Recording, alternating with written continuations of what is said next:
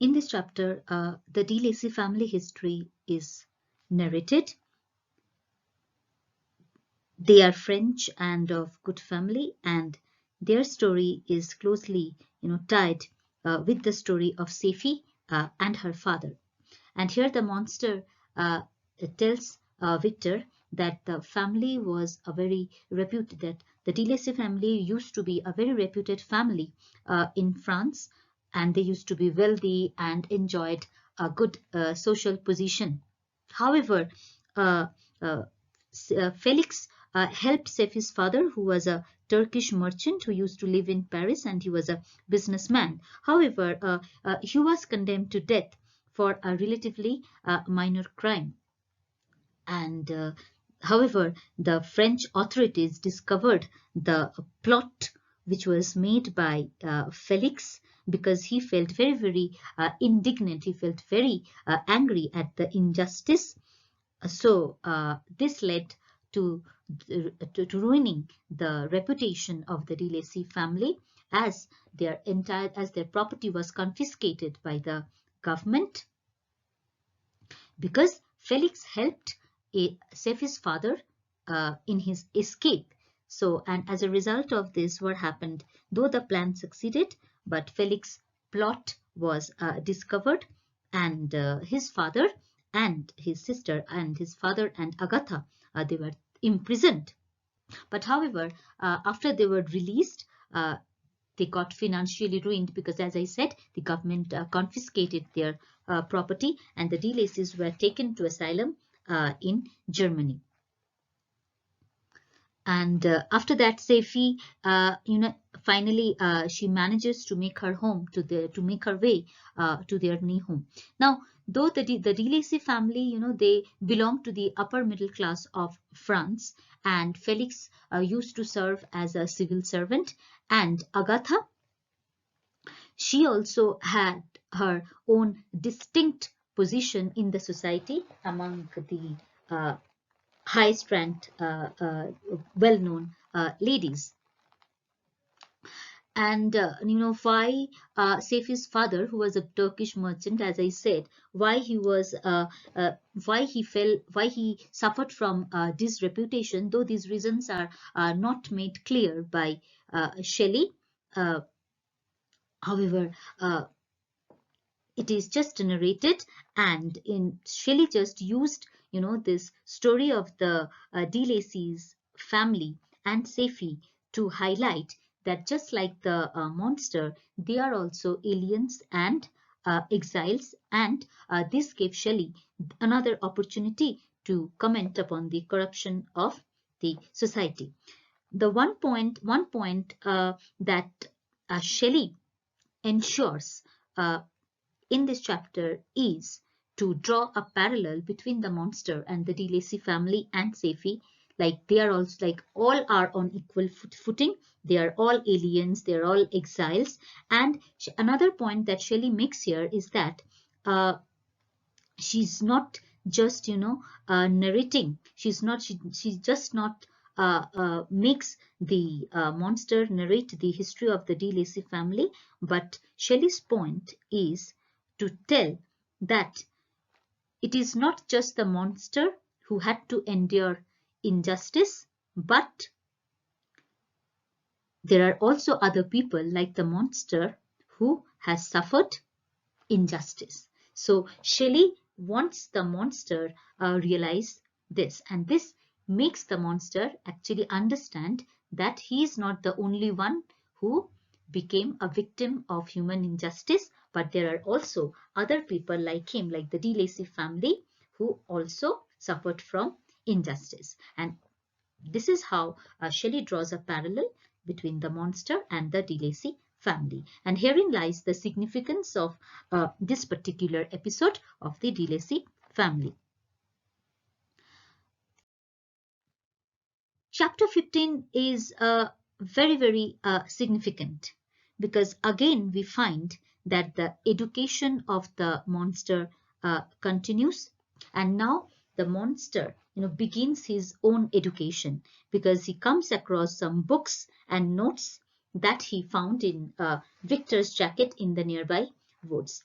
Now, what are the books that he found in Victor's jacket? The first important book he discovers, you should remember that the monster discovers 3 important books, namely Milton's Paradise Lost, Plutarch's Lives, and The Sorrows of Water.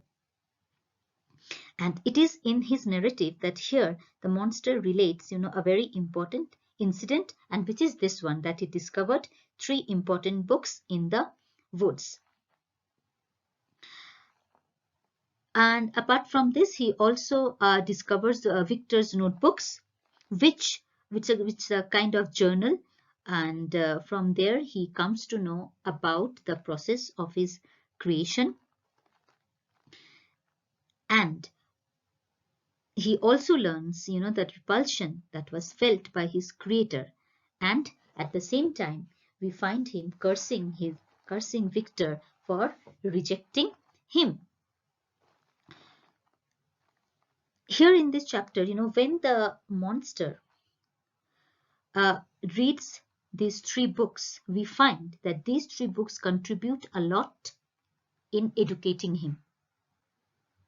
And these 3 books, play a very crucial, very important role in the development of the monster's character, and it also makes readers understand as to why the monster speaks the way he does, and or you can say what actually helped the monster have such power over his speech. For example, let's talk about the book The Sorrows of Water. When he read The Sorrows of Water, which is a book by Johann Wolfgang Goethe. Okay, it is a semi-autobiographical novel about life, and it talks about the ultimate suicide of a sensitive artist who was hopelessly in love with a woman engaged to someone else. So this particular book, when it is read by the monster, it expands his sensibilities, and he begins to apply the story to his own feelings and condition. And this intensifies his sense of alienation, because he comes to know that what happens when someone is in love with a woman who is engaged to someone else. Therefore, it leads to the unfulfillment of his love, and therefore he commits suicide. And now if you compare the monster's situation to that of that artist, then what do you find? What kind of similarity do you find? That even the monster, since he is rejected and abandoned by his creator, even he has no other option left, because he knows that as a result of his deformed physical appearance, okay, and having no family, no position, no friends of his own, he stands out to be the ultimate alien in this society. So he is going to have a miserable life, a lonely, miserable life. So he learns. So this gloomness, this despair, these feelings, the feeling of gloom, the feeling of despair and despondency, he learns about these emotions, despair, what it feels to be sad, what it feels to be despondent. While when he reads Plutarch's Lives, he learns about high thoughts.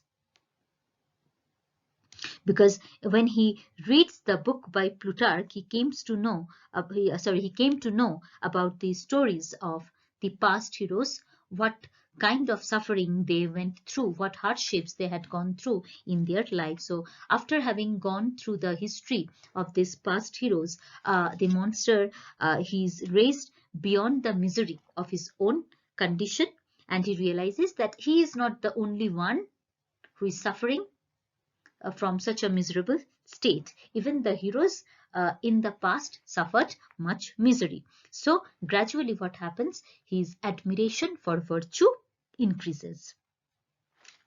But among these 3 books, the most important book is Milton's Paradise Lost. this is the most important of the 3 volumes or the 3 books, because it is this book that helps the monster realize his link with Adam, that helps him draw a comparison between himself and Adam, the first man. And at the same time, it enables him to see that how they differ from each other. Because Adam was created by God and his creator was responsible towards him. Adam used to live in paradise, he used to live in heaven, so he had a happy life, he had a prosperous life, and he was also cared for by his creator, God. But as far as the monster is concerned, he is in a miserable state. His life has become miserable, and who is responsible for his misery? His own creator, Victor Frankenstein, who appears to be an irresponsible creator, thereby making the life of the monster a wretched one, a lonely one, because he has rejected his own creation, he has abandoned his own creation. And so while Adam used to live happily, prosperously in heaven, in paradise with Eve, the monster is left with no companion. Not only that, even if we say that he does not have any companion of his own, but he is even rejected by his creator.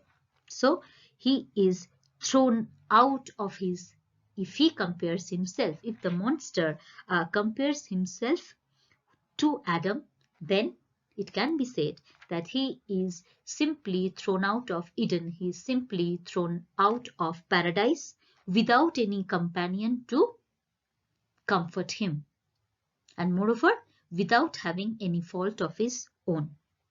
So after having read Paradise Lost, the monster feels that there is no similarity between himself and Adam. Rather, he feels that Satan is a fitter comparison.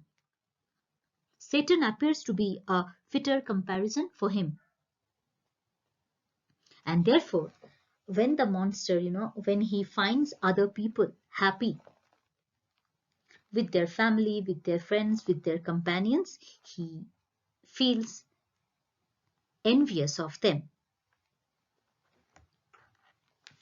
So even in this chapter, when the De Lacy's family reject him, when the De Lacy's family members reject the monster in horror, we find that again Shelley suggests that how appearance is given more importance in the society, and anything which is strange, which is deformed or departs from the normal accepted standard of beauty is discarded.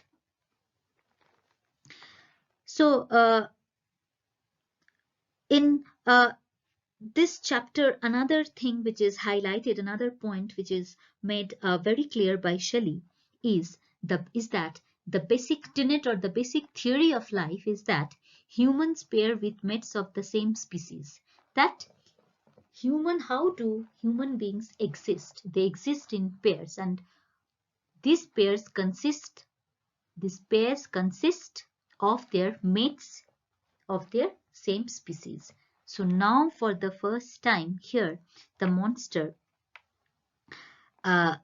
feels his alienation, his isolation more and more.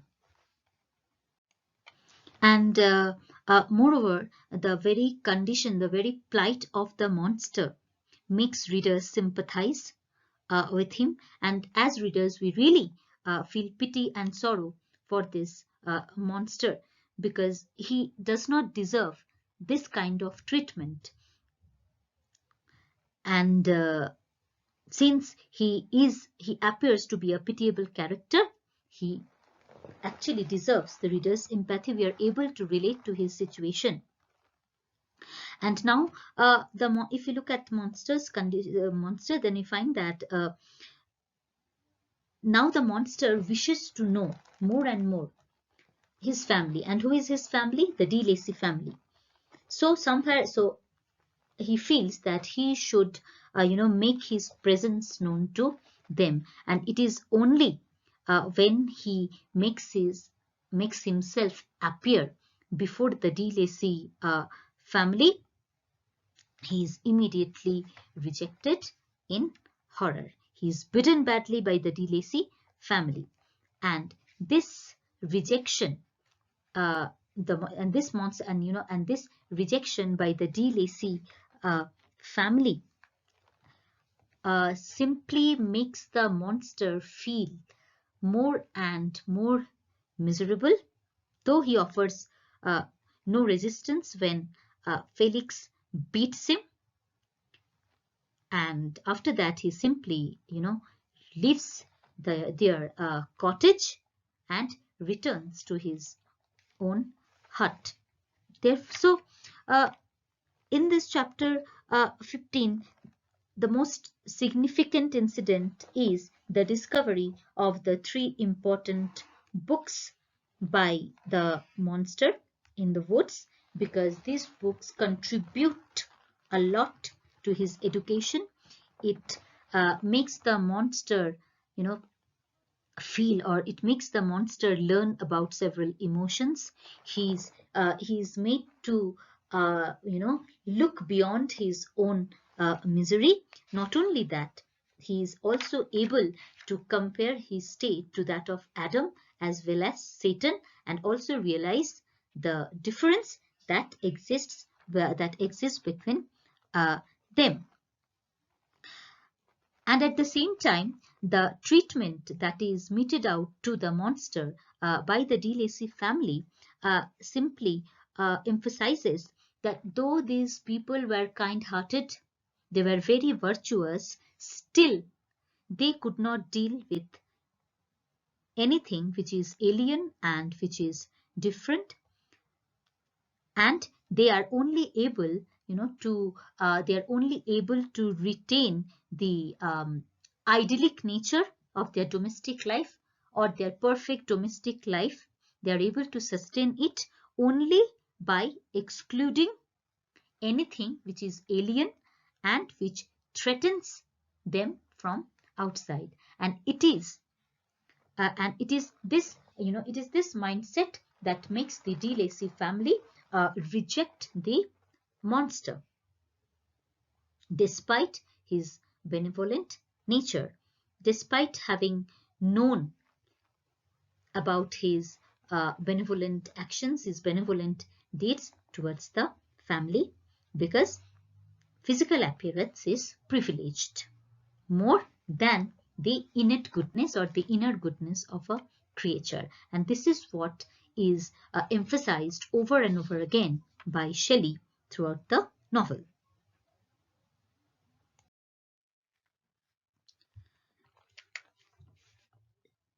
After the monster is rejected and bitten and rejected by the De Lacy family, in chapter 16 we come across the monster's rage, because now all his hopes have gone in vain. All his hopes have been destroyed, because earlier we found that the monster was hopeful that with the power of his language, with the power of his speech, he would be able to win the De Lacy family's affection and they would accept him for what he is. But this did not happen, and so now he is full of anguish and rage at this treatment.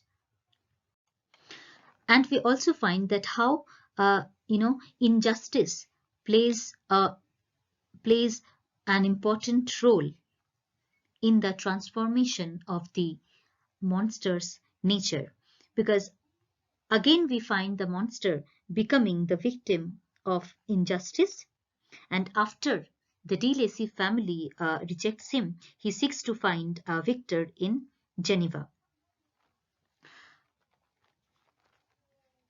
And in chapter 16, we also find that the De Lacys, they depart from the woods, and the monster is so much filled with anger that he burns down their cottage. And now he is all determined to go and find out his creator, and therefore he starts out for Geneva, because now he feels that only his creator, Victor Frankenstein, can help him. And during his journey, though I mentioned this instance once beforehand, that once that child was getting drowned, he was shot by his father. So while he was journeying, now he is wounded by a man with a gun when he tries to save a young girl from drowning. And this again, further inflames his feelings of hatred for mankind, because over and over again he finds the same thing, that despite his benevolent actions, despite his kindness, nobody is ready to accept him for his goodness. Rather, everyone is reacting to his deformed appearance, and this infuriates him. This infuriates the monster more and more. And then when he, arrives on the outskirts of Geneva, one evening he falls asleep. And here he finds a beautiful little boy who awakens him. And when he comes to know that this young boy, when he finds that even this little boy was prejudiced, because he, refers to him as a fiend or something, a word like that. So the monster feels that even such a little child, who he thought to be unprejudiced, turns out to be a prejudiced individual. And when he first sees this little boy, he feels that he would make him his friend, he would make him his companion. And remember, this is the child. Who is this child? This child is none but William. And when he reveals himself, when he reveals his identity to be a Frankenstein, the monster gets enraged, and he feels, out of revenge, he simply strangles the child. And then he finds a small miniature, he finds, the miniature of Caroline on the child's breast. And what he does, he simply comes across, and then, he simply, though the woman's beauty softens his heart, attracts him, but he is unable to overcome his anger, he is unable to overcome his rage. And then when he came across Justine, who was sleeping in a barn, what he does, in order to make Justine responsible for the murder, he simply plants that miniature on her. And this is what we find, that this is the reason as to why Justine was held responsible for William's murder. And now it becomes clear to the readers that it was not Justine who was, though we as readers we know, but still here it is in this chapter where the entire incident is made clear by Shelley, that it was the monster who killed William, a little boy who also appeared to be prejudiced, because this is how he is, educated by the society. And having learned that he is also one of the Frankensteins, the monster gets infuriated, he enrages him, and so he kills him and simply frames Justine for the murder by planting that miniature of Caroline on her. And by the end of this chapter, there is an encounter between Victor and the monster, where we find monster demanding for almost threatening Victor to provide him with a female companion. Otherwise, he will do everything to destroy him.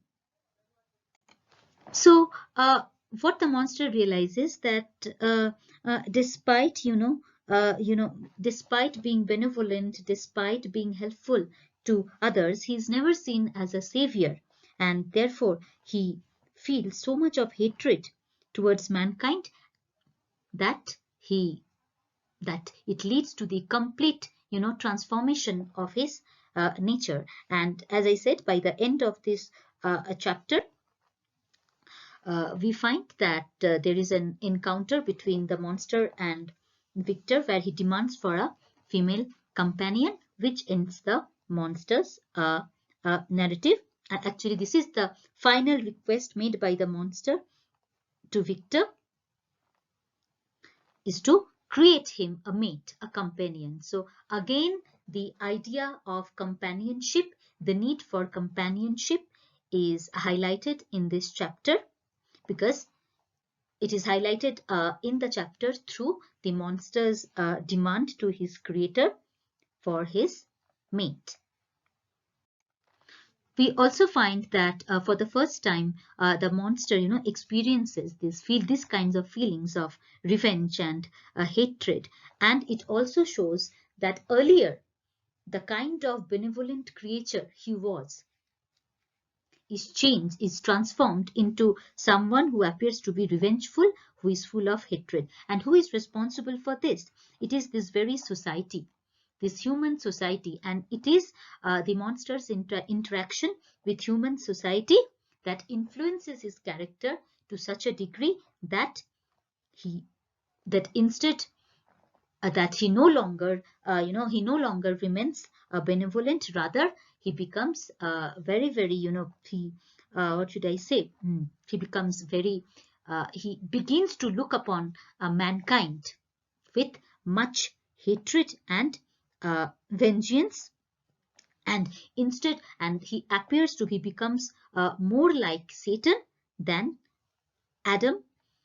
And the reason for which he killed William is the reason for which he strangled William is his reaction, the way William reacted to his appearance, which suggests that how quickly, how easily children also get, educated in society's prejudices. It is this human society which is responsible for making even young children so prejudiced that that it simply destroys their innocence. It simply, does not let them retain their innocence, rather act in a prejudiced manner.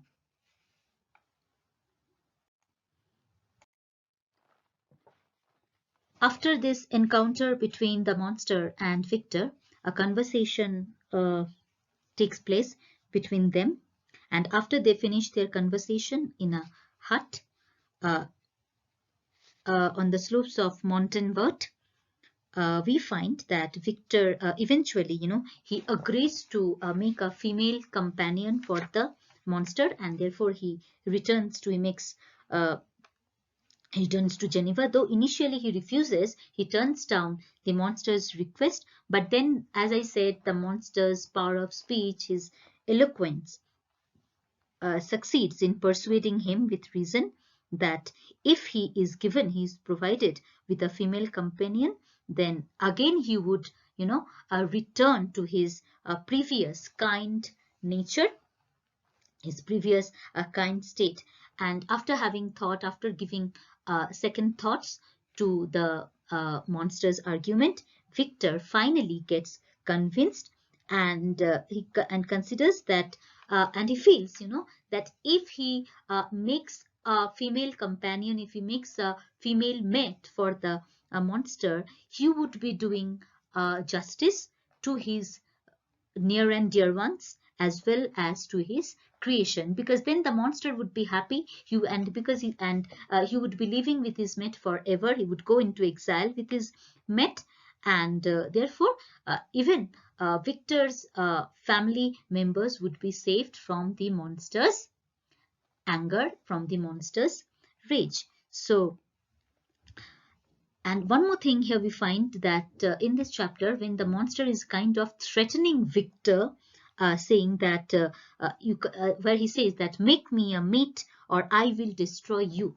it shows how desperate the monster is to have a companion for himself, and that is why he tries his best to convince Victor to recreate the process which he first used while creating the monster. And therefore, considering Victor, considering Victor, and considering considering the monster's demand to be justified, finally Victor complies with the monster's request to provide him with a mate.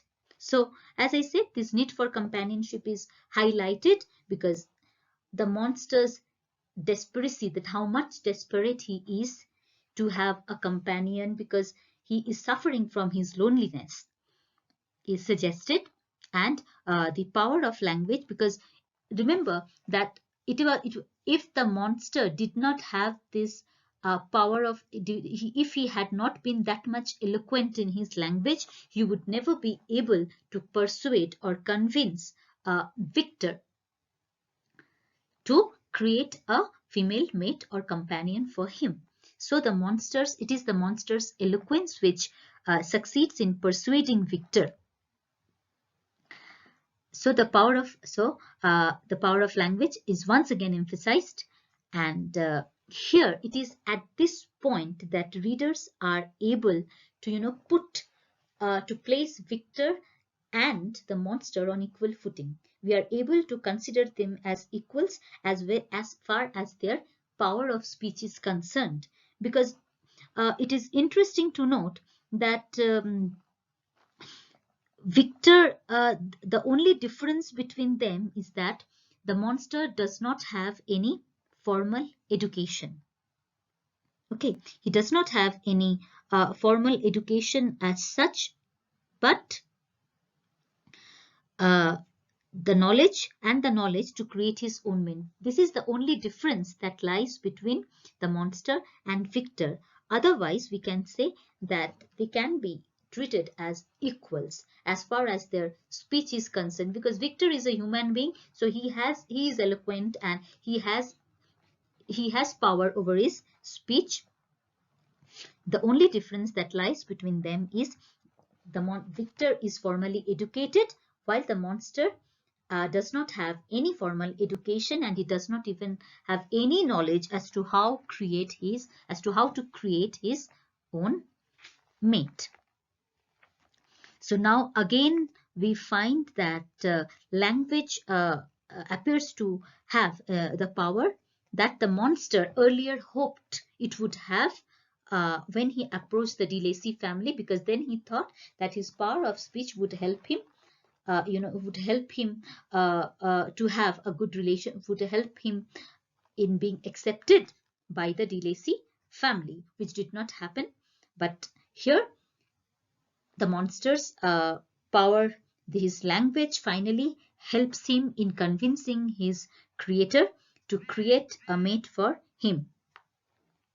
So now again we find Victor that since he's he has become ready to create a female companion for the monster, he becomes even more alienated and isolated from his family.